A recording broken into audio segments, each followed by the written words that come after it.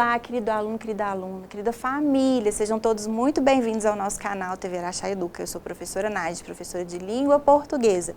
E hoje, para o 9º ano, a gente tem um tema muito bacana, é um dos meus favoritos na língua portuguesa, que é a ambiguidade.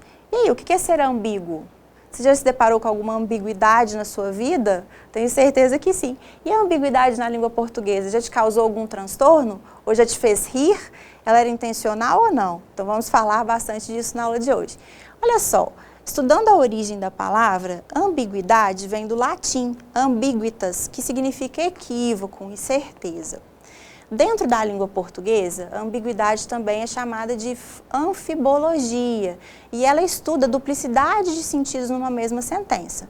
Pelo fato de reunir mais do que uma interpretação possível, as ambiguidades podem gerar desentendimentos no discurso e, por isso, elas devem ser evitadas nos discursos formais. É claro que, às vezes, essas ambiguidades elas são intencionais, elas provocam humor, ou elas são um recurso estilístico de um poema, por exemplo, elas são muito utilizadas em publicidade, tornam as publicidades aí divertidas. Então, nesse sentido, as ambiguidades são muito válidas. O problema é quando ela acontece de maneira não intencional, por descuido. E a gente tem alguns problemas, alguns ruídos na comunicação, e a comunicação, a informação, ela não chega como deveria, a comunicação não acontece como deveria. Isso pode acontecer até na escola. Às vezes você formula ali uma questão que não ficou muito bacana e o professor não entendeu direito o que você quis dizer. Então, a gente vai ver algumas estratégias também para a gente desfazer algumas ambiguidades. Olha só. Então, quando essas ambiguidades elas surgem por descuido, elas são chamadas de vícios de linguagem e elas devem ser evitadas. Observe essa construção aqui. Por fim, levou o filho para o seu quarto. Para o seu quarto. Seu. De quem é esse quarto? Do próprio filho? Ou da pessoa que estava levando o filho?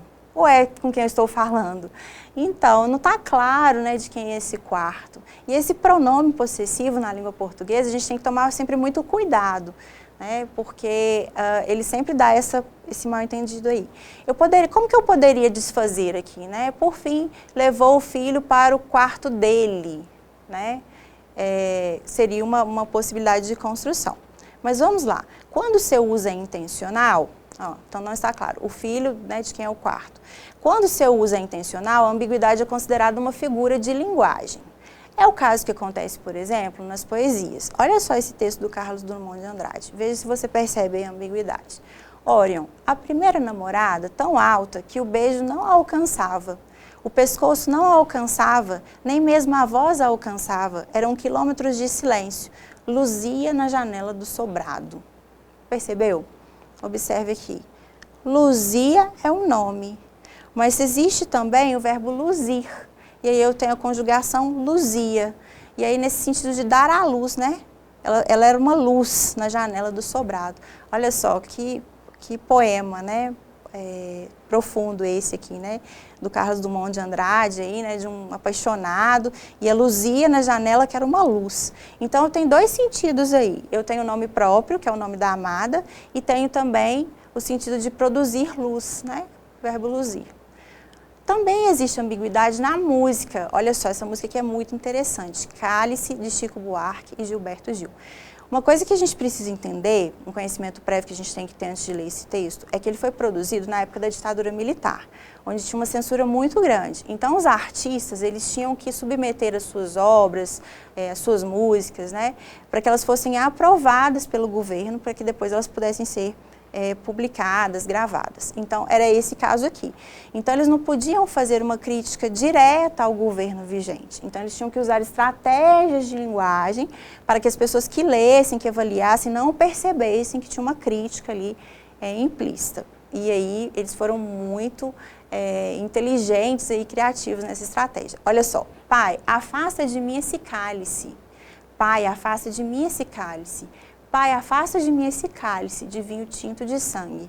Como beber dessa bebida amarga, tragar a dor, engolir a labuta, mesmo calada a boca, resta o peito. Silêncio na cidade não se escuta. De que me vale ser filho da santa? Melhor seria ser filho da outra, outra realidade menos morta. Tanta mentira, tanta força bruta. Como é difícil acordar calado, se na calada da noite eu me dano. Quero lançar um grito desumano, que é uma maneira de ser escutado. Esse silêncio todo me atordoa, atordoado eu permaneço atento. Na arquibancada, para qualquer momento, ver emergir o monstro da lagoa. Olha só, quero que você preste atenção aqui nesse termo, cálice. Pai, afasta de mim esse cálice. O cálice é aquele recipiente que eu uso para tomar o vinho, tinto de sangue, olha só. Ou pode ser também o cálice de calar, era uma voz ali, né, que não deveria ser ouvida, né? Então, cálice era uma voz que estava sendo sufocada ali, né? Então, tem esse jogo aqui da palavra cálice, né, que tem os dois sentidos. Olha só que legal, ambiguidade na publicidade. Olha essa propaganda de chocolate. No Dia dos Namorados, não fique sem seu garoto. O seu garoto pode ser ali o namorado, né? E pode ser a marca de chocolate também. Bem bacana, bem criativo, né? Elas também são muito usadas, as ambiguidades, em campanhas de conscientização, campanhas do governo, por exemplo. Olha só, exploração sexual dá pena. E aí, dá pena por quê? Né? Dá dó da vítima ali, né? Que sofre, né, com a situação. E dá pena também porque dá cadeia, né? Tem aí uma penalização para quem pratica. Então, exploração sexual infantil dá pena. Olha só essa outra aqui, ó, da dengue. Se você não cuidar, o bicho vai pegar. Olha só, dois sentidos também, né? Esse bicho vai pegar, né? Essa expressão coloquial que eu digo que o bicho vai pegar, ou seja, a coisa vai ficar ruim, a coisa vai piorar, né? Assim, vai ter consequências negativas. Então, se a gente não cuidar, o que vai acontecer? A gente vai ter mais mosquitos, o bicho vai pegar, né? Vai picar a gente e a situação vai ficar feia. Então, a gente deve se cuidar realmente, né? Não deixar a água parar e tomar todos os cuidados aí para a gente não contrair essa doença. Olha só, nas HQs também, tirinhas, cartoons, a gente tem o uso da ambiguidade e muitas vezes ela é o principal recurso para causar humor. Olha só aqui, vendo o pôr do sol. Quanto quer pelo pôr do sol? Não está à venda, estou vendo o pôr do sol. Aproveite para ver também. Então, o que a gente tem aqui nesse caso? Eu tenho vendo, que pode ser do verbo ver, né? Eu estou vendo o pôr do sol. E pode ser também que o pôr do sol está à venda, né? Estou vendendo. Então, eu tenho aqui uma ambiguidade, que eu digo que eu vendo, né? Ou eu estou vendo, né? Está à venda, e aí eu tenho uma duplicidade de sentidos. Nos memes também, né, aparecem muito essas ambiguidades. Olha só essa aqui. O vizinho reclamou para meu dono que eu corro atrás das pessoas de bicicleta. Véi, na boa, eu nem tenho bicicleta. Olha só. Quem que está correndo atrás das pessoas de bicicleta, né? As pessoas estão de bicicleta e o cachorrinho está correndo atrás? Ou o cachorrinho está correndo atrás das pessoas e o cachorro que está de bicicleta, né? Então, é isso aí que ele está contestando. E aí está o humor que faz a gente se divertir. Vamos lá, aprofundando um pouquinho mais. A ambiguidade, ela pode ser lexical ou estrutural. Como assim? Se eu tenho uma palavra que tem sentidos diferentes, uma mesma palavra que tem sentidos diferentes, eu digo que é o léxico. Se a estrutura, ou seja, foi mal colocada, que é o caso aqui, por exemplo, né? Quem que está de bicicleta, né? O vizinho reclamando que eu corro atrás das pessoas de bicicleta, ou que eu corro atrás das pessoas que estão de bicicleta. Então, o local que eu coloco essa informação aqui é importante. E ele desfaz a ambiguidade. Então, essa é uma ambiguidade considerada estrutural. Vamos lá, então. A ambiguidade lexical, ela resulta dos significados. Observe aqui, ó, estava perto do banco. Esse banco pode ser um banco da praça, por exemplo, onde eu me sentei, ou uma instituição financeira, certo? Então, ele estava perto do banco. Qual o banco que eu estou falando? O rapaz pediu um prato ao garçom. Ele pediu um prato porque ele queria servir a comida, né? O prato é o recipiente onde eu coloco a comida, ou ele queria uma refeição, porque muitas vezes eu digo prato, né? E me refiro a um prato feito, uma refeição. Então, que prato é esse? Então, esse é um exemplo de ambiguidade lexical. Existe também a ambiguidade estrutural, e aí eu consigo desfazê-la aí, né, invertendo a ordem dos termos na frase. Observe aqui, o celular se tornou um grande aliado do homem, mas esse nem sempre realiza todas as suas tarefas. Esse nem sempre realiza todas as suas tarefas. Quem que é esse que não realiza as suas tarefas? É o celular? É o homem? Essas tarefas são de quem? Olha só, mais um exemplo. Pedro foi atrás do ônibus correndo. Quem que estava correndo? O ônibus estava acelerado? Ou o Pedro que precisou correr para ir atrás do ônibus? Não está muito claro, não é mesmo? Mas vamos lá. Vamos ver algumas estratégias, algumas maneiras que a gente pode desfazer essas ambiguidades aí. Vamos ver no caso de pronomes possessivos. Observe esse exemplo. O professor da Maria terminou a aula fazendo apontamentos no seu caderno. Esse caderno era de quem? Da Maria ou do professor? Vamos ver algumas possibilidades. Os apontamentos foram feitos por Maria ou pelo professor? O professor da Maria terminou a aula fazendo apontamentos no caderno dela. Bom, bacana, agora eu sei que o caderno é da Maria. Ou ainda, o professor da Maria terminou a aula fazendo apontamentos no seu próprio caderno. Olha só, então o caderno era do professor. Continuando. Em relação à colocação de palavras, olha só, a atendente mal-humorada dobrou as camisas. Aí eu te pergunto, ela estava mal-humorada naquele momento? Ou é característica, né, da personalidade dela, está sempre mal-humorada? Você conhece alguém assim? Você não é assim não, né? Beleza. Então, olha só, como que eu posso desfazer? Caso ela seja mal-humorada, sempre mal-humorada, tá certa essa construção, atendente mal-humorada. Inclusive, eu diferencio ela das demais atendentes porque é aquela que é mal-humorada. Mas se não é o caso, se é só naquela situação, eu poderia dizer assim, ó, mal-humorada, vírgula, a atendente dobrou as camisas. Ou seja, ela estava contrariada com a situação. Provavelmente ela não queria dobrar as camisas, certo? Então, é uma maneira interessante aqui de desfazer essa ambiguidade. Vamos lá, uso das formas nominais. Observe aqui, ó, ajudei a colega exausta no final do dia. Quem estava exausta, colega ou eu? Não está claro, não é mesmo? Então, vamos lá. Exausta, ajudei a colega no final do dia.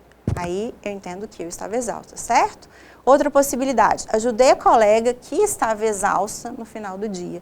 Então, aqui fica claro que é a colega que estava exausta e por isso eu ajudei, ok? Vamos lá, mais alguns casos para a gente analisar. Pronome relativo e conjunção integrante. Observe aqui. Falei com a chefe que estava com vertigens. Quem estava com vertigens? A chefe? Ou eu falei com ela porque eu estava com vertigens? Olha só, poderia fazer assim, ó, para desfazer essa ambiguidade. Com vertigens, falei com a chefe. Ou então, falei com a chefe que eu estava com vertigens. Vamos lá. E que tal um joguinho agora para a gente praticar e ver se a gente entendeu direitinho sobre a ambiguidade? Vamos lá? Então, vamos começar aqui então. Olha só. Assinale a ambiguidade presente no texto e marque a melhor opção. Aqui a gente tem uma publicidade, aqui uma propaganda. Axe Compact, o aerosol que cabe no seu bolso. Olha só, que cabe no seu bolso. Vamos pensar. Pode ser que cabe no bolso, porque ele é pequenininho, e pode ser que cabe no bolso também, porque eu uso essa expressão quando eu quero falar que uma coisa é barata, certo? Que ela é para o meu bolso, que eu consigo comprar, eu consigo adquirir. Então, vamos analisar. Letra A. Temos apenas uma possibilidade de interpretação? Não. B. Podemos entender que o produto é barato? É uma possibilidade. Caber no bolso pode ter relação tanto com o preço, quanto com o tamanho do produto? Eu acho que essa está certa.